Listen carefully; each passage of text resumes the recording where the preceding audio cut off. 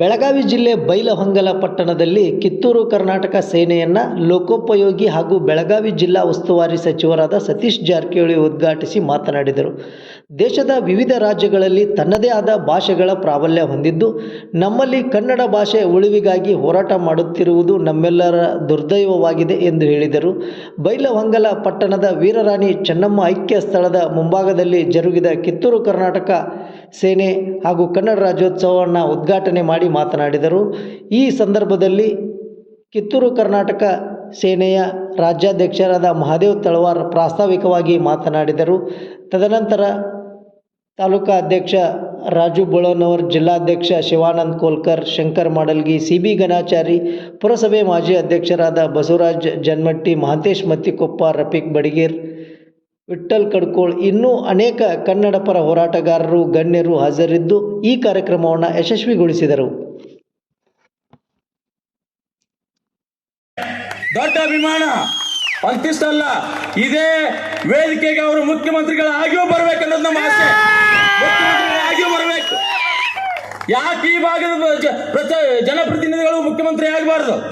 ಇಲ್ಲಿವರೆಗೆ ಬೆಳಗಾವಿಯ ಜಿಲ್ಲೆಗೆ ಯಾರೂ ಮುಖ್ಯಮಂತ್ರಿ ಆದಂಥ ಇತಿಹಾಸ ಇಲ್ಲ ಅನ್ನ ನಿಮ್ಮ ಮುಖಾಂತರ ಈ ನಾಡಿನ ಜನತೆಗೆ ಅದು ಈಡೇರಬೇಕು ಅನ್ನೋ ಆಸೆ ನಮ್ಮದಾಗಿದೆ.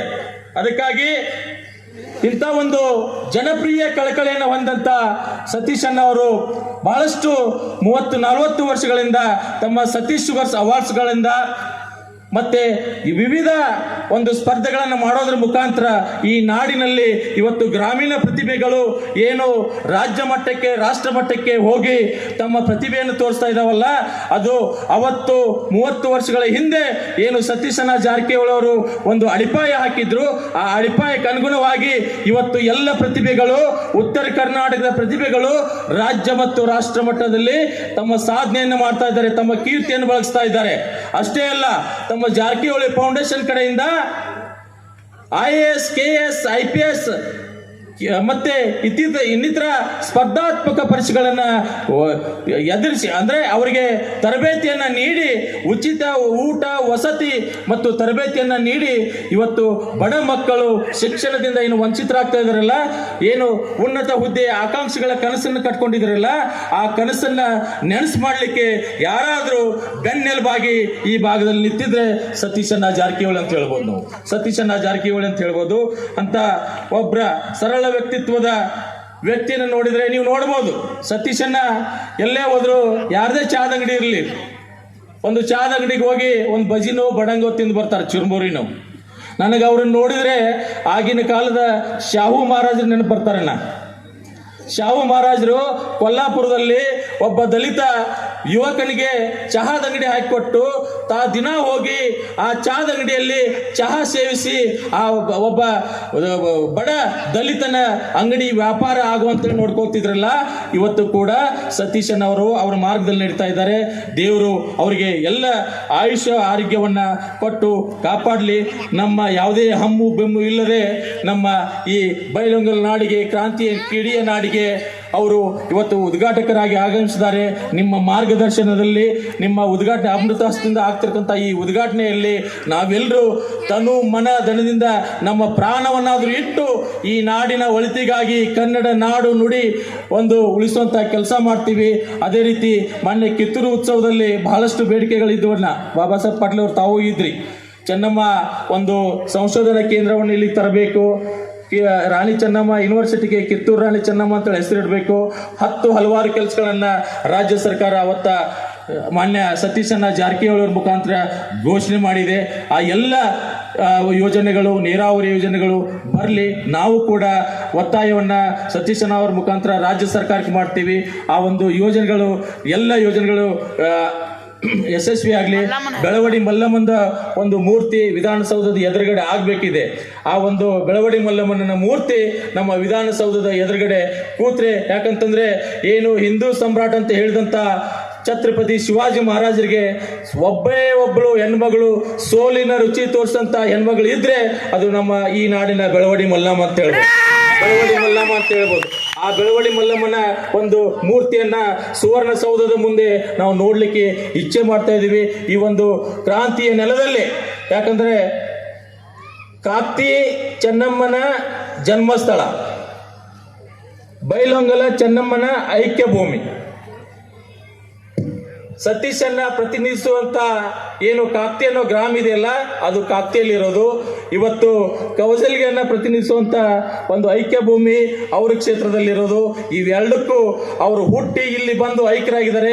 ಇದರ ನಡುವೆ ಕಿತ್ತೂರು ಸಾಮ್ರಾಜ್ಯವನ್ನ ಆಳಿದಂತ ಚೆನ್ನಮ್ಮ ಆ ಒಂದು ನೆನಪಿಗೋಸ್ಕರ ನಾವು ಈ ನಾಡಿನಲ್ಲಿ ಈ ಚೆನ್ನಮ್ಮನ ಸಮಾಧಿಯಲ್ಲೇ ಇಟ್ಕೋಬೇಕು ಅಂತೇಳಿ ಒಂದು ಮಾಡಿದಾಗ ಈ ಒಂದು ಕಾರ್ಯಕ್ರಮವನ್ನು ಯಶಸ್ವಿಗೊಳಿಸಲಿಕ್ಕೆ ಇಲ್ಲಿಯ ನಮ್ಮ ಜಿಲ್ಲಾಧ್ಯಕ್ಷರಾದಂಥ ಶಿವಾನಂದ್ ಕೋಲ್ಕಾರ್ ಆಗಿರ್ಬೋದು, ತಾಲೂಕು ಅಧ್ಯಕ್ಷರಾದಂಥ ರಾಜು ಬೋಳನ್ ಅವರಾಗಿರ್ಬೋದು, ನಗರ ಅಧ್ಯಕ್ಷರಾದಂಥ ಶಿವು ಕುರ್ಬೇಟ್ ಆಗಿರ್ಬೋದು, ಎಲ್ಲರೂ ಒಟ್ಟಾರೆಯಾಗಿ ಈ ಭಾಗದ ಜನಪ್ರತಿನಿಧಿಗಳನ್ನು, ಈ ಭಾಗದ ಒಂದು ಮುಖಂಡರನ್ನ ಒಳಗೊಂಡು ಈ ಭಾಗದಲ್ಲಿ ಮಾಡಲಿಕ್ಕೆ ಎಲ್ಲ ತಮ್ಮ ಶಕ್ತಿ ಮೀರಿ ಪ್ರಯತ್ನ ಮಾಡಿ ಒಂದು ಕೆಲವು ದಿವಸಗಳಲ್ಲಿ ಈ ಒಂದು ಕಾರ್ಯಕ್ರಮವನ್ನು ಮಾಡಲಿಕ್ಕೆ ಅನುವು ಮಾಡಿಕೊಟ್ಟು ಇವತ್ತು ಈ ಕಾರ್ಯಕ್ರಮ ಉದ್ಘಾಟನೆ ಆಗ್ತಾ ಇದೆ.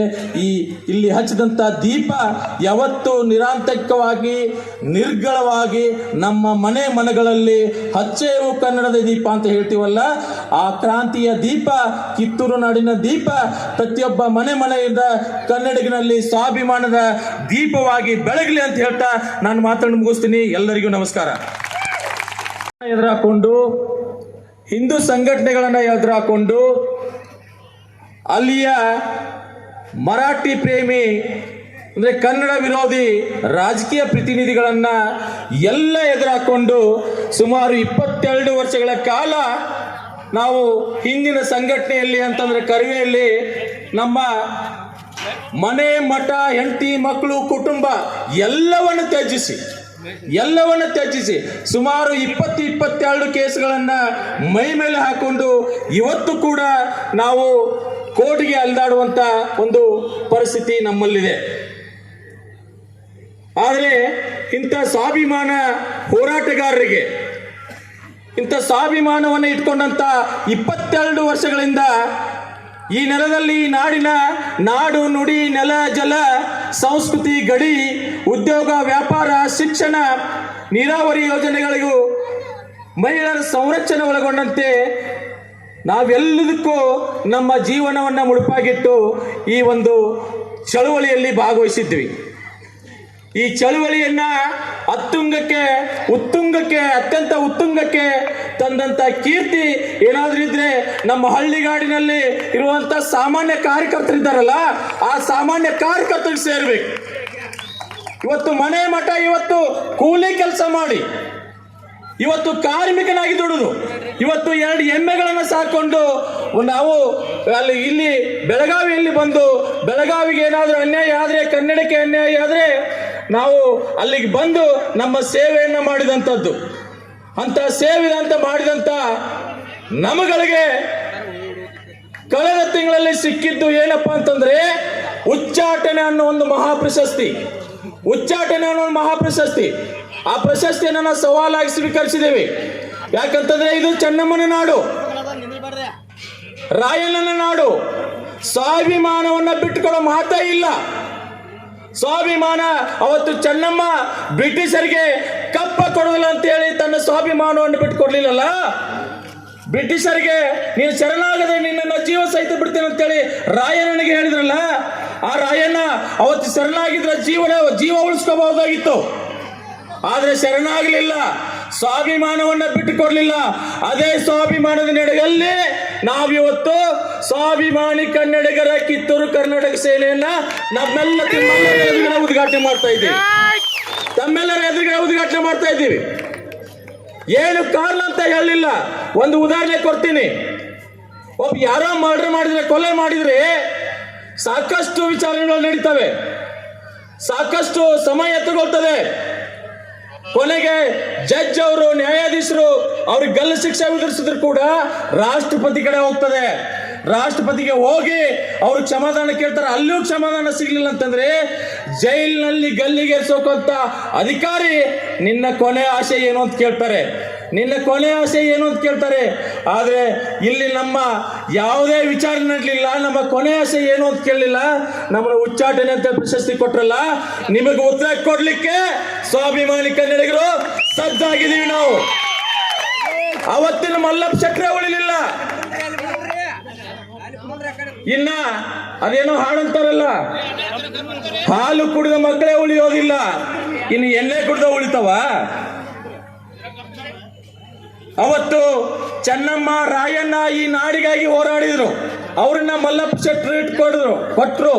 ಇವತ್ತು ಆ ಮಲ್ಲಪ್ಪ ಶೆಟ್ರ ಹೆಸರಿಲ್ಲ, ರಾಯಣ್ಣನ ಹೆಸರಿದೆ, ಚೆನ್ನಮ್ಮನ ಹೆಸರಿದೆ, ಬೆಳವಡಿ ಮಲ್ಲಮ್ಮನ ಹೆಸರಿದೆ, ಅಂತವ್ರು ಬಾಳಪ್ಪನವರ ಹೆಸರಿದೆ. ಅಂತ ಒಂದು ನೆಲದಲ್ಲಿ ನಾವು ಕೂಡ ಸ್ವಾಭಿಮಾನವನ್ನು ಬಿಟ್ಟುಕೊಡ್ಲಿಲ್ಲ. ಅದನ್ನ ನಾವು ಸವಾಲಾಗಿ ಸ್ವೀಕರಿಸಿ ಈ ಬೈಲಹೊಂಗಲ ಒಂದು ನಾಡಿನಲ್ಲಿ ನಮ್ಮ ಸ್ವಾಭಿಮಾನಿ ಕನ್ನಡಿಗರ ಕಿತ್ತೂರು ಕರ್ನಾಟಕ ಸೇನೆಯನ್ನ ನಾವು ಮಾಡ್ತಾ ಇದ್ದೀವಿ. ನಡೆ ಕನ್ನಡ, ನುಡಿ ಕನ್ನಡ, ನಿತ್ಯ ಕನ್ನಡ ಅನ್ನೋ ನಿಟ್ಟಿನಲ್ಲಿ ಕನ್ನಡ ನಾಡು, ನುಡಿ, ನೆಲ, ಜಲ, ಭಾಷೆಗಾಗಿ ನಾವು ಯಾವತ್ತೂ ನಿತ್ಯ ನಿರಂತರವಾಗಿ ಹೋರಾಟಕ್ಕೆ ಸಜ್ಜರಾಗಿದ್ದೀವಿ. ಈಗಾಗಲೇ ಈ ಭಾಗದ ಅಭಿವೃದ್ಧಿ ಆಗಬೇಕು. ನಾವು ಕಿತ್ತೂರು ಕರ್ನಾಟಕ ಸೇನೆ ಅಂತೇಳಿ ಇದಕ್ಕೆ ಹೆಸರು ಕೊಟ್ಟಿದ್ದೀವಿ. ಕಿತ್ತೂರು ಉತ್ಸವದಲ್ಲಿ ನಾವು ಹೋಗಿದ್ದೀವಿ 200ನೇ ವರ್ಷದ ವರ್ಷಾಚರಣೆಯಲ್ಲಿ. ಅವತ್ತೇ ಪ್ರತಿಜ್ಞೆ ಮಾಡಿದ್ದೀವಿ, ನಮ್ಮ ಸಂಘಟನೆಗೆ ಏನಾದರೂ ಹೆಸರು ಬೇಕು ಅಂತಂದ್ರೆ, ಏನು ಮುಂಬೈ ಕರ್ನಾಟಕ ಹೋಗಿ ಕಿತ್ತೂರು ಕರ್ನಾಟಕ ಆಗಿದೆಯಲ್ಲ, ಆ ಕಿತ್ತೂರು ಕರ್ನಾಟಕ ಹೆಸರಲ್ಲೇ ನಾವು ನಮ್ಮ ಕ್ರಾಂತಿಯ ಕಿಡಿಯನ್ನ ಇಡೀ ನಾಡಿನುದ್ದಕ್ಕೆ ಹಚ್ಚಬೇಕು. ಅದು ಕನ್ನಡದ ಜ್ಯೋತಿಯಾಗಿ ಮನೆ ಮನೆಗಳಲ್ಲಿ ಬೆಳಗಬೇಕು ಅನ್ನೋ ನಿಟ್ಟಿನಲ್ಲಿ, ಆ ನಿಟ್ಟಿನಲ್ಲಿ ಇವತ್ತು ಸ್ವಾಭಿಮಾನಿ ಕನ್ನಡಿಗರ ಒಂದು ಉದ್ಘಾಟನೆ ನಡೀತಾ ಇದೆ. ಬಂಧುಗಳೇ, ಬೈಲಹೊಂಗಲ ಇದು ಕ್ರಾಂತಿಯ ಕಿಡಿ ಹೊತ್ತಿಸಿದ ಒಂದು ಜ್ವಾಲಾಮುಖಿ ನಾಡಾಗಿದೆ. ಇವತ್ತು ಅದು ನಾಡಿನ ಮುಂದಿನ ದಿನಗಳಲ್ಲಿ ಕಿತ್ತೂರು ಕರ್ನಾಟಕ ಸೇನೆಯ ಮುಖಾಂತರ ಮನೆ ಮನೆಗಳಲ್ಲಿ ಬೆಳಗಲಿ, ಅದು ಎಲ್ಲರಿಗೂ ತಲುಪಲಿ ಅಂತೇಳಿ ಹೇಳ್ತೀನಿ. ಈ ಒಂದು ಉದ್ಘಾಟನೆ ಕಾರ್ಯಕ್ರಮಕ್ಕೆ ಸತೀಶಣ್ಣ ಜಾರಕಿಹೊಳಿ ಅವರು ಎಷ್ಟೇ ಕೆಲಸದ ಒತ್ತಡ ಇತ್ತು, ನಾವು ಭೇಟಿಯಾಗಕ್ಕೆ ಹೋದಾಗ ಅವರು ಆಯ್ತು ನೋಡೋಣ. ಯಾಕಂತಂದ್ರೆ ನನಗೆ ಸತೀಶಣ್ಣ ಒಬ್ಬ ರಾಜಕಾರಣಿಯಾಗಿ ಕಾಣೋದಿಲ್ಲ, ಸತೀಶಣ್ಣ ಒಬ್ಬ ಉದ್ಯಮಿಯಾಗಿ ಕಾಣೋದಿಲ್ಲ. ನಾನು ಅವರಲ್ಲಿ ಕಾಣೋದು ಏನು ಅಂತಂದ್ರೆ ಬುದ್ಧನ ಶಾಂತಿಯನ್ನ, ಭಗವಾನ್ ಬುದ್ಧರ ಶಾಂತಿಯನ್ನು ಅವರಲ್ಲಿ ಕಾಣ್ತೀನಿ, ಬಸವಣ್ಣವರ ಸಮಾನತೆಯನ್ನು ಅವರಲ್ಲಿ ಕಾಣ್ತೀನಿ, ಬಾಬಾ ಸಾಹೇಬ್ ಅಂಬೇಡ್ಕರ್ ಅವರ ಸ್ವಾತಂತ್ರ್ಯ, ಸಮಾನತೆ, ಸಹೋದರತೆಯನ್ನ ಮಾನ್ಯ ಸತೀಶಣ್ಣ ಅವರಲ್ಲಿ ಕಾಣ್ತೀನಿ ನಾವು. ಆ ಕಾರಣಕ್ಕೆ ನಾವು ಅವರೇ ಬರಬೇಕು. ಈ ನಾಡಿನಲ್ಲಿ ಸ್ವಾಭಿಮಾನಕ್ಕೆ ಬಲಿಯಾಗಿ ಬಸವಣ್ಣ ಕಲ್ಯಾಣವನ್ನು ಬಿಟ್ಟು ಬಂದರು. ಸ್ವಾಭಿಮಾನ ಸಲುವಾಗಿ ಬುದ್ಧ ತನ್ನ ರಾಜ್ಯವನ್ನೇ ಬಿಟ್ಟರು. ಬಾಬಾ ಸಾಹೇಬರು ಸ್ವಾಭಿಮಾನಕ್ಕಾಗಿ ಈ ದೇಶವನ್ನು ಬಿಟ್ಟು ಹೊರದೇಶದಲ್ಲಿ ತನ್ನ ಉನ್ನತ ಶಿಕ್ಷಣವನ್ನು ಕಲಿತು ಈ ನಾಡಿಗೆ, ಈ ದೇಶಕ್ಕೆ ಒಂದು ಲಿಖಿತವಾದ ಸಂವಿಧಾನವನ್ನು ಕೊಟ್ಟರಲ್ಲ, ಆ ಸಂವಿಧಾನದ ಆಸೆಗಳನ್ನ, ಬುದ್ಧರ ವಿಚಾರಗಳನ್ನ, ಬಸವಣ್ಣವರ ವಿಚಾರಗಳನ್ನ ನಮ್ಮ ಸತೀಶಣ್ಣ ಜಾರಕಿಹೊಳಿ ಅವರು ವಹಿಸಿಕೊಂಡು ಅದನ್ನ ನಾಡಿನ ಮೂಲೆ ಮೂಲೆಗೆ ಮಾನವ ಬಂಧುತ್ವ ವೇದಿಕೆ ಮುಖಾಂತರ ತಲುಪಿಸ್ತಾ ಇದ್ದಾರಲ್ಲ, ಇಂಥ ವ್ಯಕ್ತಿ ಕಡೆಯಿಂದ ನಾವು ಉದ್ಘಾಟನೆ ಮಾಡಿಸ್ತಿರೋದು ನಮ್ಮೆಲ್ಲರಿಗೂ ಅಭಿಮಾನ ಮತ್ತು ಹೆಮ್ಮೆ, ದೊಡ್ಡ ಅಭಿಮಾನ.